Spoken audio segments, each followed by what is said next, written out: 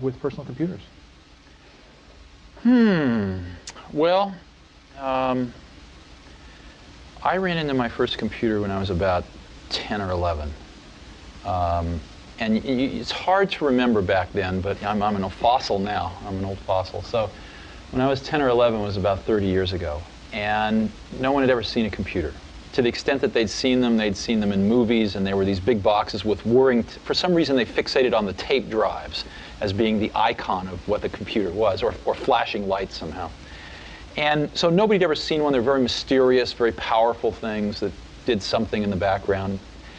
And so to see one and actually get to use one was a real privilege back then. And I got into NASA, Ames Research Center down here, and I got to use a time-sharing terminal. So I didn't actually see the computer, but I saw a time-sharing terminal. And in those days, again, it's hard to remember how primitive it was. There was no such thing as a computer with a graphics video display. It was literally a printer. It was a teletype printer with a keyboard on it. So you would keyboard these commands in, and then you would wait for a while, and then the thing would go and it would tell you something out.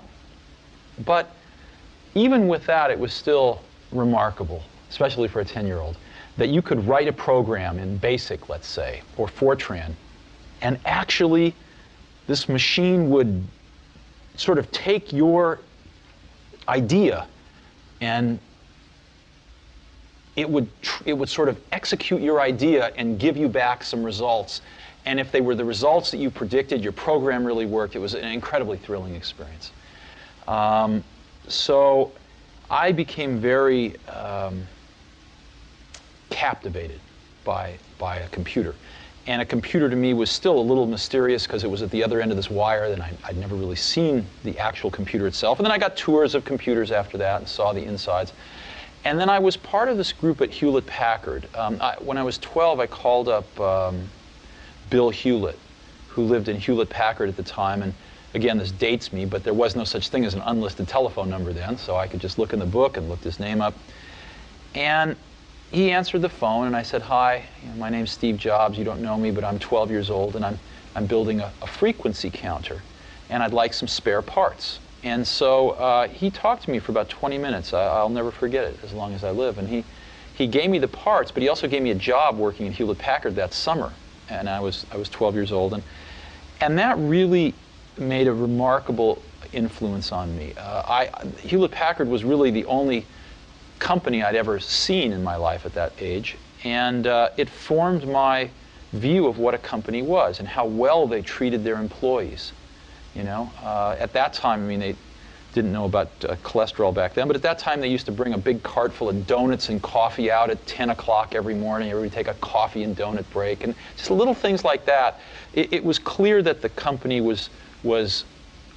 the company recognized that its true value was its employees.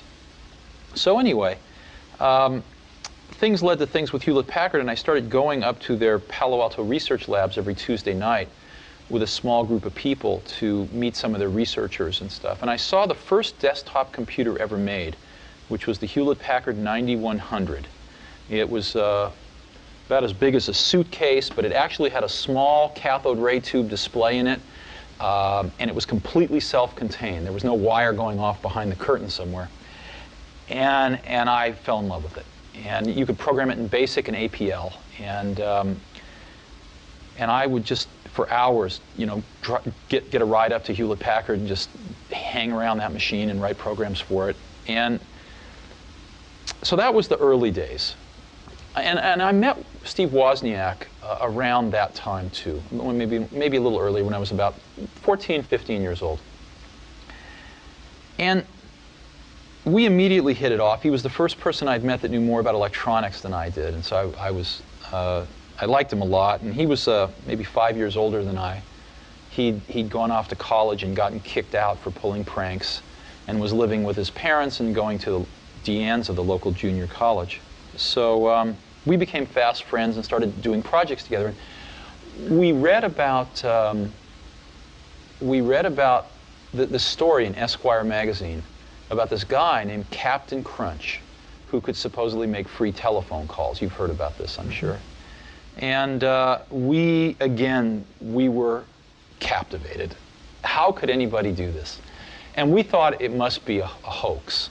And we started looking through the libraries, looking for the secret tones that would allow you to do this. And it turned out we were at Stanford Linear Accelerator Center one night, and way in the bowels of their technical library, way down at the last bookshelf, in the corner bottom rack, we found an AT&T technical journal that laid out the whole thing. And that's another moment I'll never forget. When we saw this journal, we thought, my God, it's all real. And so we set out to build a device to make these tones. And the way it worked was, you know when you make a long-distance call, you used to hear doo-doo-doo-doo-doo-doo, right in the background? They were tones that sounded like the touch tone you could make on your phone, but they were different frequencies, so you couldn't make them. It turned out that that was the signal from one telephone computer to another, controlling the computers in the network. And AT&T made a fatal flaw when they designed the original telephone network, digital telephone network, was they put the signaling from computer to computer in the same band as your voice, which meant that if you could make those same signals, you could put it right in through the handset. And literally, the entire AT&T international phone network would think you were an AT&T computer. So after 3 weeks, we finally built a box like this that worked. And I remember the first call we made was down to LA, so one of Woz's relatives down in Pasadena. We dialed the wrong number. But we woke some guy up in the middle of the night, and we were yelling at him like, don't you understand, we made this call for free? And this person didn't appreciate that. But it was miraculous. And we built these little boxes to do blue boxing, as it was called. And we put a little note in the bottom of them. Our logo was, he's got the whole world in his hands. And they worked. We built the best blue box in the world. It was all digital, no adjustments. And so you could go up to a payphone and you could, you know, take a trunk over to White Plains and then take a satellite over to Europe and then go to Turkey, take a cable back to Atlanta, you know, and you could go around the world. You could go around the world 5 or 6 times because we learned all the codes for how to get on the satellites and stuff.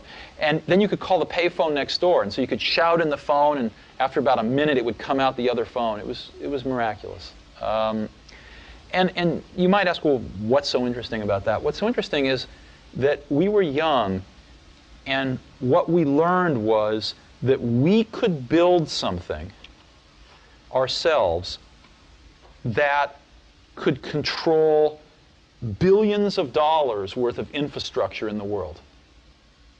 That was what we learned, was that us two, you know, we didn't know much, we could build a little thing that could control a giant thing. And that was an incredible lesson. I don't think there would have ever been an Apple computer had there not been blue boxing. Well, I said you called the Pope. Yeah, we did call the Pope. He pretended to be Henry Kissinger. And we got the number of the Vatican, and we called the Pope. And they started waking people up in the hierarchy, you know, I don't know, cardinals and this and that. And they actually sent someone to wake up the Pope. When finally we just burst out laughing, and they realized that we weren't Henry Kissinger. And so we never got to talk to the Pope, but it was